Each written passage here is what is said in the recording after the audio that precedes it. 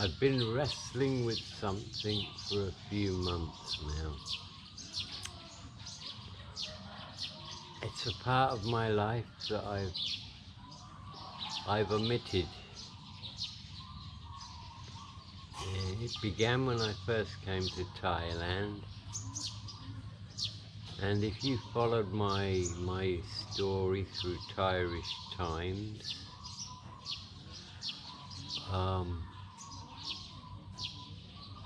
everything I said was true, but I lied through omission. There's a big part of my story that I never told. Why? I was too ashamed. Yes, ashamed. And after wrestling with this for a few months, I've actually decided to tell it as it is. It's a story of love, betrayal, incredibly good luck, incredibly bad luck, physical pain, heartbreak, revenge, justice, karmic payback on a mega scale. It will probably be in 2 or maybe even 3 parts. And boy, will I be opening myself up to this one. I shall be judged. A lot of people will have a different opinion of me after this one, but that's okay. I have no ego. I'm not looking for popularity. And this story changed me as a person. I've carried deep shame with me for many years over this.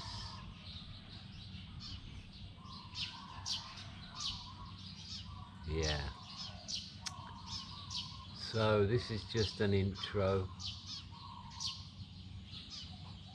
It began, really the story began at London Heathrow Airport as I'm getting ready to come to Thailand for the very first time, which would have been 1987.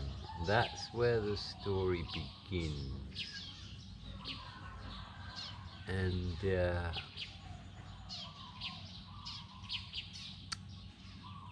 I've asked myself the question, why reveal this to the world? What is there to be gained from this? And I think I want to cleanse my soul. I think that's the reason why I'm going to do this. I want to cleanse my soul. I've made peace with myself over it. The people involved, well, it touched a lot of people's lives in many ways. And of course, I am not proud of this at all. Indeed, there's only 2 living people that know about this. And if somebody had said to me a few years ago that I would tell this story to the world, I would have said, never in a million years am I going to do that. But, as they say never. So, I shall do it. I shall tell it as well as I can remember it. And it has everything. This story has everything. Did it have a happy ending? No, it did not. It did not have a happy ending at all. Anyway, you can be the judge. So, the story that I never thought I would ever tell. It's a long one, so it'll probably be in 3 parts. I think it covers a period of 2 years in total. So, let's go right back to 1987. I think I lost my driving license for drink drive in the UK, and I finally decided to travel further afield. I'd done Europe, I'd done North Africa, I'd done the Middle East, so didn't have internet in those days, so I spent the morning at my local library. Had a look at Burma, didn't fancy that. British colonialism and all that. Same for Malaysia. Cambodia and Vietnam, well, Pol Pot had not long finished, and didn't fancy either of them, and so I looked at Thailand, and it was a monarchy, and it was a, you know, a democratic society. Checked out a few things about Thailand and thought, yeah, okay, let's go to Thailand. So I went to the Royal Thai Embassy in London, got myself a 60-day tourist visa, bought a one-way ticket, as I always did, and you could enter Thailand in a one-way ticket in those days, on a one-way ticket. So there I am at London Heathrow Airport. I got my backpack there, I've got everything with me. I'm looking forward to my adventure, and I got a couple of hours to wait, you know. So I sat down, and right across from me was this Thomas Cook insurance booth. And this voice inside my head said, go get some travel insurance. Now that was totally alien to me, because up till that point, the only insurance I'd ever taken out was a camera, personal possessions, and I didn't have a camera, but I got the receipt from somebody, and it was a scam, you know. I made a couple of £100 out of it. And I used to do the travel check scam, you know. Maybe if I had £300 to take with me, then I would buy £300 worth of Thomas Cook travel checks. And as soon as I got to my destination, I'd lose them. Get the police report, go to a Thomas Cook agent, get the new travel checks, cash them immediately, so they have no record of where I'm going after that. That's very important. And then I'd cash the old ones here and there, you know, in bars. I'd go in a bar, I'd buy a couple of drinks, and then I'd run out of money and say, hey, can you cash me a $20 check? Yeah, sure.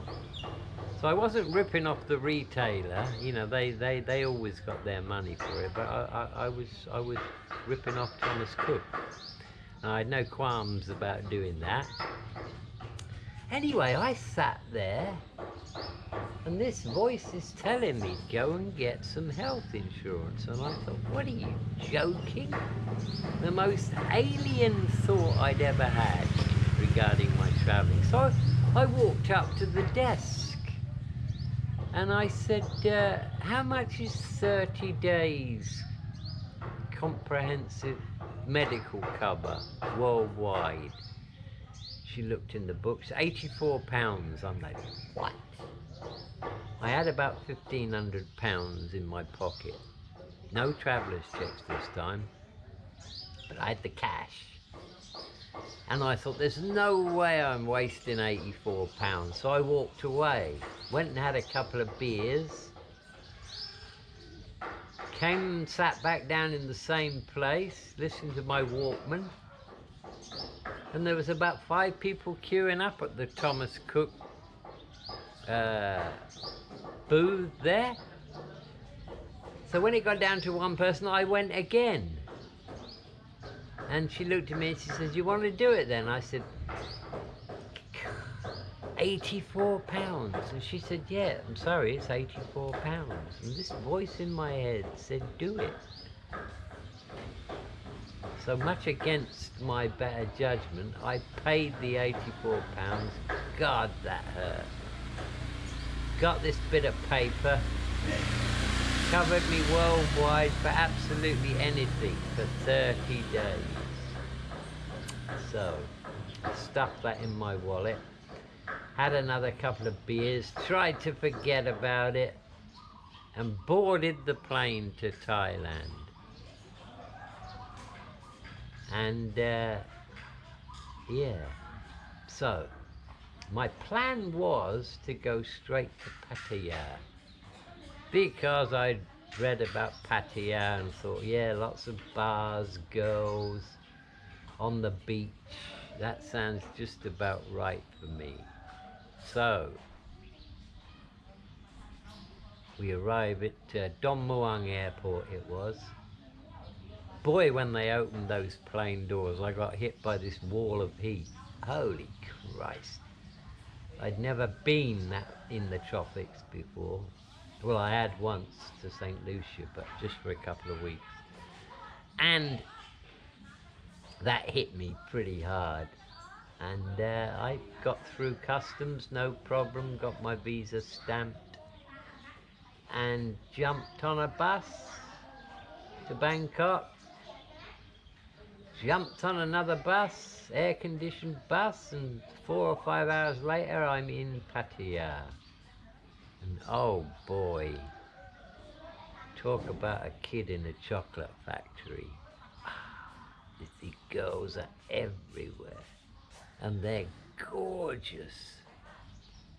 So I'm having a beer at this bar, you know, and this girl's sitting there calling me, you know, handsome young guy and all this. I was what? I was 31, I suppose. Yeah, 31. "Hey, you handsome man, you want to go with me?" And I looked at her and I'm like, "What, you mean?" She said, "Yeah." I said, "How much is that then?" She said, 300 baht. I looked at 300 baht. I thought, my God, that's only a few quid. So off we go to my hotel, and on the way there I'm walking along hand in hand with her, and I see another girl coming the other way, even more beautiful, and I thought to myself, why didn't you just wait a while? But then I thought, well, never mind, you know, I'm going to be here a while. So I went off with her and had a good time with her, and then came back to the bar, and I'd pretty much decided at that point, right, I'm going to stay here as long as I can until the money runs out, and then I'll go to Bangkok and get a job teaching English. You know, I mean, I was an extreme traveler by this point, so it didn't bother me at all to run out of money, you know. In fact, I used to do that deliberately. So I set about having a great time.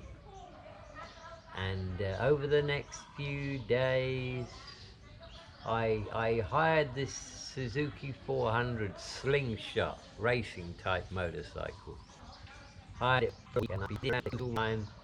And then in the evenings I'd be in the bars, you know, and there's lots of different bars there. And I used to go to this one particular place on Pattaya 2 Road, the one that runs not on the beach but adjacent to the beach, a little bit inland. I think it's called Pattaya 2 Road, I'm not sure. And there was a bunch of beer bars under one big roof, and they had a boxing ring there, and so I kind of made that my favourite place, you know, and I'd go there about midday, have a few beers there, you know, go off and eat something, go crash in the hotel, and then come out about 7 or 8 o'clock and do the same thing again. And it was really cool, you know, I was having a great time. Different girls every day, and they were okay, you know. I made it quite clear that, you know, this is a transaction, I'm buying your time, and I doubt I'll see you again, you know. So I was like flitting from one to another and having a great time, and, you know, everything was cool. And then one day I'm sitting there about midday, it was quite a hot day, and this Aussie guy by the name of Mark came and sat next to me, long-haired guy, about my age, maybe a little bit younger than me. And we're having a beer and chatting, you know, and he's telling me that he puts up satellite towers in Australia, out in the outback, and, you know, remote areas. Really good job, I think he had, very dangerous. And he was there to marry a Thai girl who he'd met the year before. And he'd been sending her money and coming over as whenever he could. And he was there this time to get married to her. And so we're sitting there having a chat, and suddenly these two Muay Thai guys get in the ring and start sparring, you know. And we're watching that, and I said to Mark, because I did a bit, you know, boxing. I said, they're very good with their legs. I said, you know, they can really kick well. I said, but they don't know how to punch. I haven't seen one yet who can throw a punch properly. And he says, oh, okay. He says, why don't you set up a fight with one of them? And I'm like, no, don't be silly. Yeah. He says, well, let's see if we can, let's ask, you know. So they got talking to this Thai guy behind the bar, and one thing led to another, and in the end I got in the ring with one of these guys. He was about 45 kilos, much lighter than me, and we just did a couple of rounds, 2 minutes a round, with just the hands, no feet, and I kind of like knocked him about a bit, and, you know, it's all good fun. But I kind of got the better of him, you know. So Mark thought this was great. So then he started to talk to the manager guy there, and he said, let's set up a fight, a real fight with my mate here and one of your Thai guys. And so he says, well, I don't know, you know, we not with any of these guys, because your guy's about 63, 64 kilos. He said, but we got a guy who's about the same weight as him, and we'll get him down here, and you can have a chat with him and have a look at him. So they brought this guy down there about an hour later, and his name was Lao Sak. And I looked at his eyes, and I thought, oh, he's been in the ring a few times, you know. And of course, we had a problem with the language. Neither Mark or I could really speak Thai. How many times has he had fights? And they said, 9. I said, okay. And how many's he won? 9. Okay. And I looked at him, and I mean, I was a bit taller than him, but yeah, we were about the same weight. So I says, can I watch him spar with one of the other guys then? Yeah. So they got him in there for a round, and they're kicking each other and punching each other and just messing about, you know. And he looked okay, he looked half decent. And Mark's like, go on, let's do it. How long are you here for? I says, a couple of 3 weeks, maybe a month. He says, I'm here for another 2 weeks, a week and a half. So yeah, let's do that. So we set it up. For 7 days from that date, we set it up in the evening, 7:30. I would fight this guy, 3 rounds, 2 minutes a round, Western style boxing, no feet. I mean, they'd murder me. So we set it up. So we found out where there was a boxing gym, and me and Mark would go. We went there every morning at 9 o'clock. And I started to hit the pads and the bag, and, you know, and I realised that I wasn't fit, you know, at all. And I realised that the best I could do in 7 or 8 days is get my timing back a little bit, you know. And I had a good right hook, I had a good right hand. Mark said, yeah, you know, you'll knock this guy out. So of course stamina was the problem for me, you know, there's nothing you can do in a week, and so I thought, well, I'm no way am I going to make it to the third round, so I've got to try and knock this guy out in the first round. So yeah, training with Mark. At that time he introduced me to his girlfriend. Her name was Nit, and she spoke quite good English. I think they'd known each other over a year, him coming backwards and forwards. And they introduced me to Nit's sister, who was 18. Her name was Mon. And Mon kind of just started working in the bars, so from that day on I kind of hung around with Mon. And I would bar find her, and you know, we'd go different places on my bike. Very beautiful girl, always smiling. And yeah, so come the day of the fight, I've done what I can, and Mark's convinced I'm going to knock this Lao Sac guy out. And I said, no way, it's not going to happen. And I think he's had more than 9 fights. So we get down there, and because Nit speaks good English, and you know, she's there, I ask her to talk to Lao Sac about his boxing. So she does, and then she said, she came to me and she said, he's only had 9 fights in Pattaya, but he was a Lumpini champion for 3 years consecutively, and he had to escape Bangkok because he went to sleep for a fixed fight, and everybody got really angry, so he got paid a lot of money and he had to leave. He can't go back to Bangkok. So I got Nit to translate to Lao Sac, saying, look, you know, this is not going to be a serious thing, you know, don't be hurting me. And he smiled and said he wouldn't, you know, and it was just for the tourists and all this. So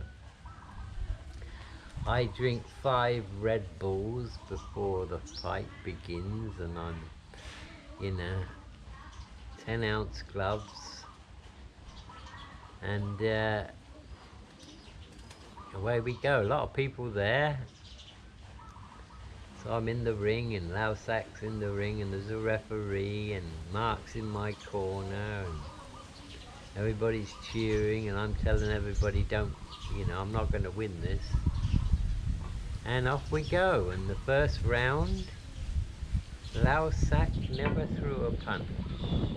He just kept his guard up and was grinning at me between his elbows and his forearms, and I threw everything I had at him. I was hitting him with really hard right hands to the body and to the side of the head, and he just smiled at me.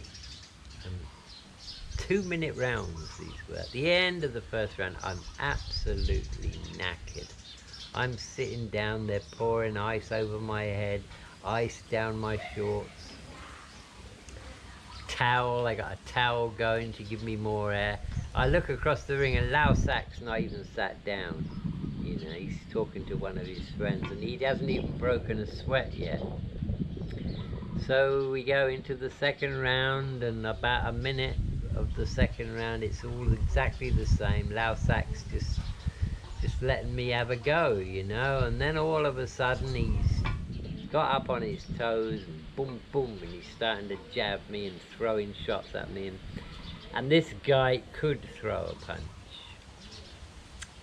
Long story short, I went down 3 times, and the last time Lao Sac's come over to me and he says, don't get up, don't get up, don't get up. So I didn't get up. So I ended halfway through the second round. He became quite a good friend of mine, told me through a translator that there's no way he was going to let me win. He'd never live it down, but he didn't want to hurt me either. So anyway, everybody enjoyed it, and it was quite a good, you know, evening, and I didn't really get hurt. All good fun. Anyway, I began to get to know Mon. She was a lovely girl, relatively innocent and naive, didn't speak that much English, but she was great. So a couple of days went by and Mark and Nick went. They went to Bangkok to get married in Thailand, and then he was going to fly back, and then she was going to go back home to the family home in the south of Thailand and get ready for, I don't know, him to come back and get her a visa, and then they were going to go to Australia. So there's me still in Pattaya with Mon, you know. We're having a good time. I like her a lot. She likes me a lot. And yeah, we're getting on great. And then one day, I'm so lucky I didn't have her with me. One morning, about 10 o'clock in the morning, I've taken the bike out on the coastal road and given it a blast through all these bends, you know. It's a nice piece of road. I got used to the bike, you know. So I'm coming back in now. I'm actually going to hand the bike back that day. The rental ended. Second week I'd had it. So I'm coming into Pattaya on the Pattaya 2 road, and I'm doing about 70 or 80.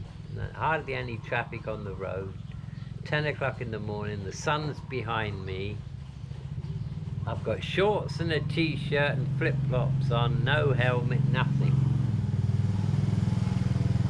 And I'm going along and I see this white Subaru car on the left, waiting to pull out onto the main road there, and I touched my brakes a little bit and it never moved, so I took it down a gear and opened it up again. And just as I got to within, I don't know, 70 meters, it pulled right out in the middle of my side of the road and stopped dead. Well, I stood on the back brake, but the only thought that went through my head was, that's it, good night. And the bike slammed into the driver's door. The side of my face smashed into the driver's door. From that moment, I don't remember anything. But I was told by witnesses that I rolled over the bonnet of the car, smashing the windscreen as I went, landed on the other side. The bike came over the top and landed on top of me. Some people came over, got the bike off me, and an ambulance took me to the government hospital, and I was bleeding profusely. I ended up with 200 odd stitches all along my arms because of the glass of the window. And I don't know anything about this, but I was apparently left in a government hospital in the corridor, wrapped in a blanket, on a trolley. They didn't know what to do with me. They didn't think I'd survive. All the side of my face was pushed in. I lost all my front teeth. Then Mon finds out. So Mon comes to the government hospital.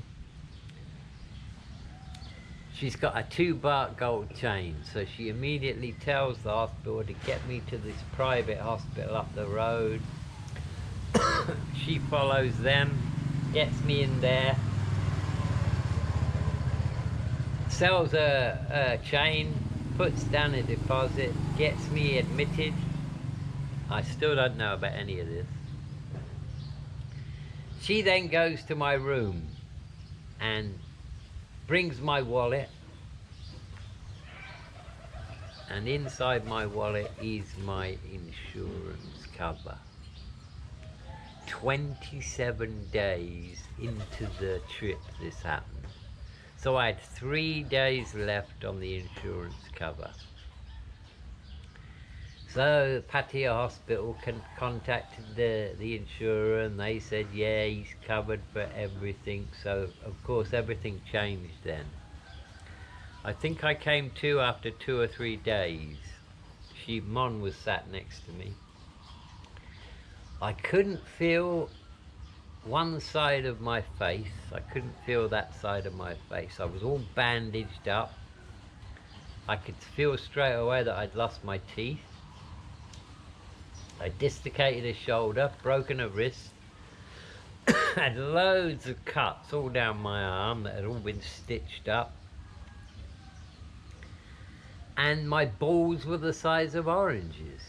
Because you know them racing bikes, you're sitting right down and behind the tank. So when I'd hit the car, the balls, you know, as soon as I saw them, I cried, and I thought, that's it, you know, that's the end of my sex life. The surgeon was a very nice guy. He laughed when I told him about my balls. He said, no, you'll be all right in 2 or 3 months. And he was absolutely amazed that I'd survived it. The bike was a total write-off.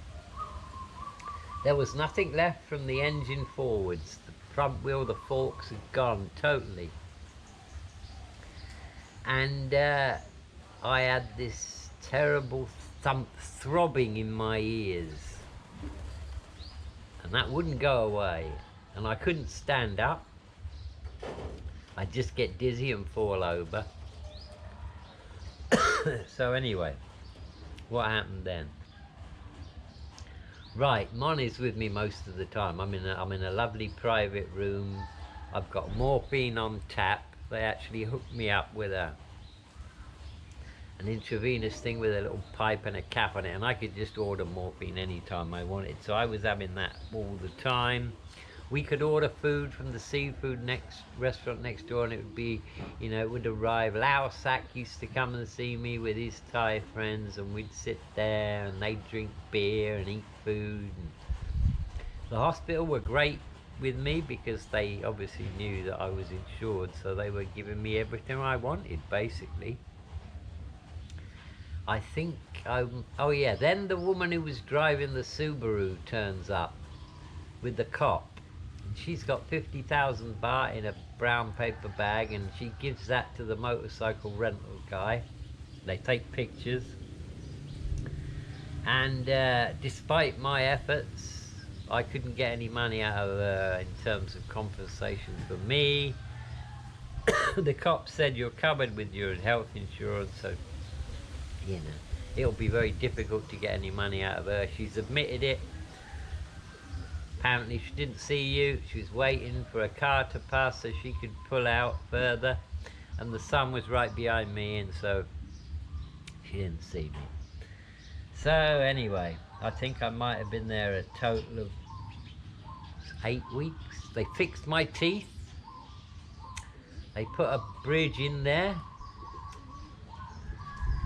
put 2 pins either side and put a bridge in there and fixed my teeth up. And I think the bill was 950,000 baht. 4 or 5 weeks, they said I could leave. So of course I didn't know what I was going to do.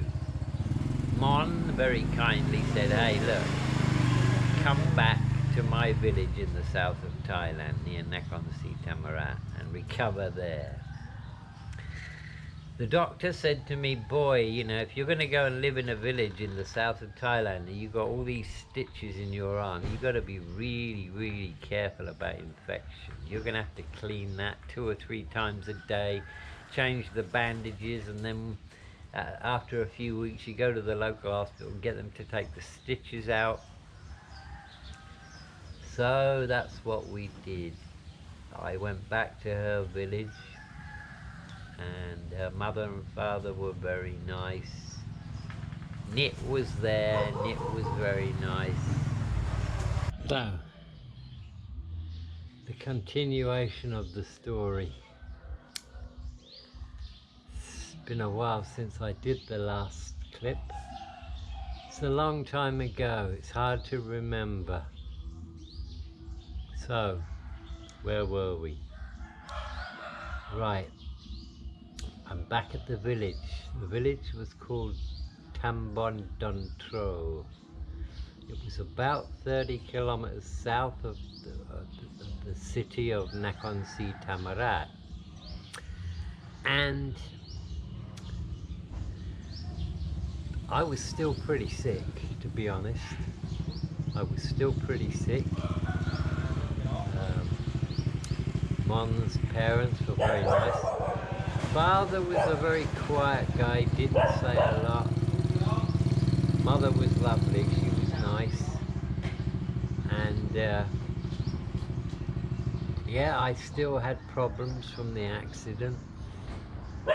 One side of my face was completely numb.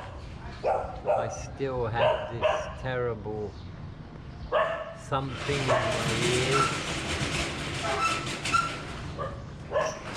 And yeah, it was difficult. I had no appetite. So Mon's mother went out and got this great big bag of weed. Father made me a bong. So I started to smoke weed every day to basically get my appetite up. And we began our life there. Now, I didn't have a lot of money, so I started to correspond with people in the UK, and there was a couple of guys who owed me money from my window days, from my selling window days. So I wrote them long letters explaining my situation. And over a period of 4 or 5 weeks, to my surprise, they came good. So I had some money. In the meantime, I was slowly getting better. My relationship with Mon blossomed. She was a lovely girl. She taught me English, I taught her, she taught me Thai rather, I taught her English.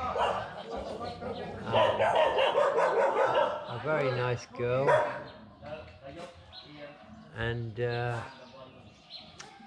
we started to get to know each other very well, and well, I mean, she saved my life for a start by getting me transferred to that private hospital.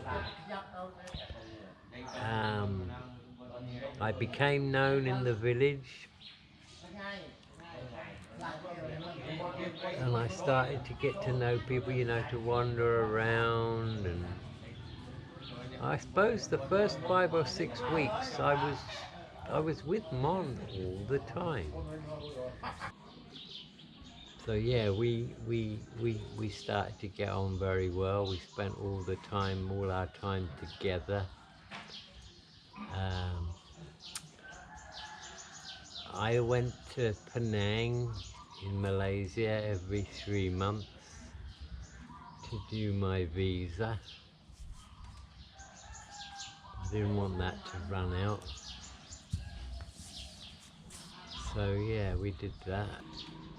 We built a small house out the back on the piece of land behind their house, a little timber house for about 25,000 baht.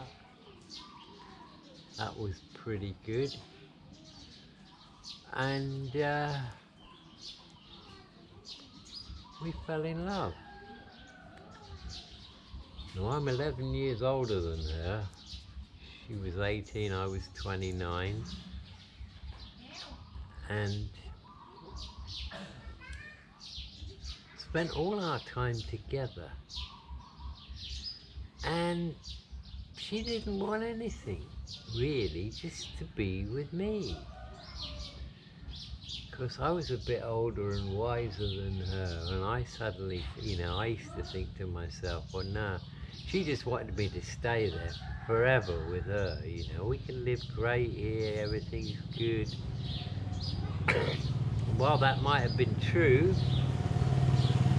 I knew that as time went by, she would resent me for not going and making some money so we could have a better life. So it was always in the back of my mind that I can't stay here forever. I made a few friends there. There was a Muay Thai guy, he became my very good friend in that village.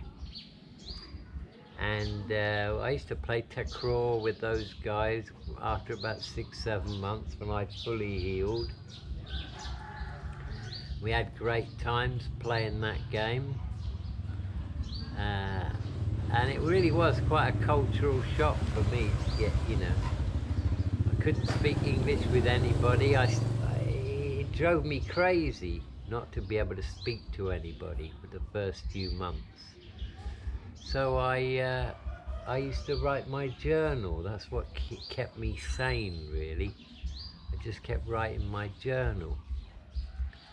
And yeah, time went by and time went by, and then one day I'm with the 3 guys, and this is in the middle of the summer in April, and we're in some other guy's house at the other end of the village. Quite a big room, this house, just one room, the house. And on the wall there was a TV, and there was no furniture in there.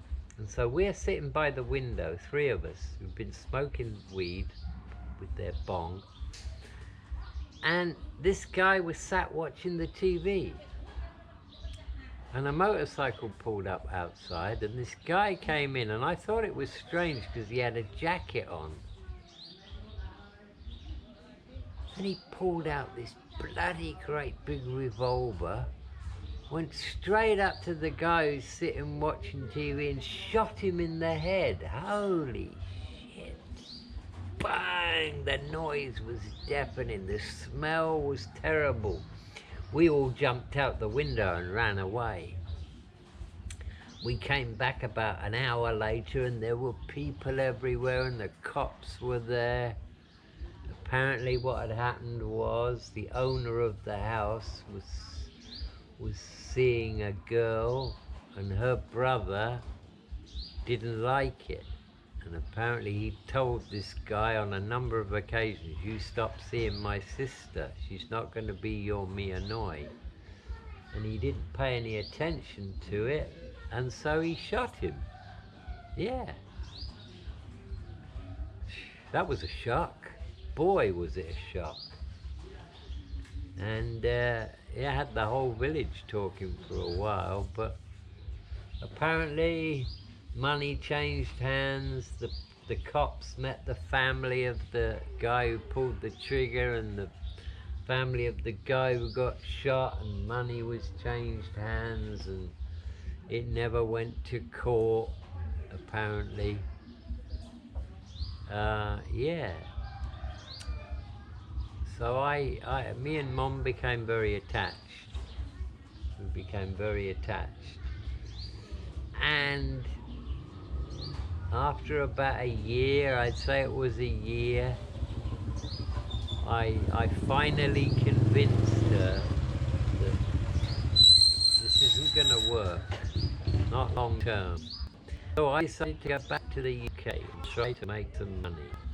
I said, I want you working in the bars. You stay here with your mum and dad. I don't know how it takes me a year to move, but I'll try to make money so I can come back and we can invest in some kind of business, So that was the plan. So I had a tearful goodbye with her at Nakhon Si Thammarat train station. And I went back to Bangkok, booked a flight, flew home.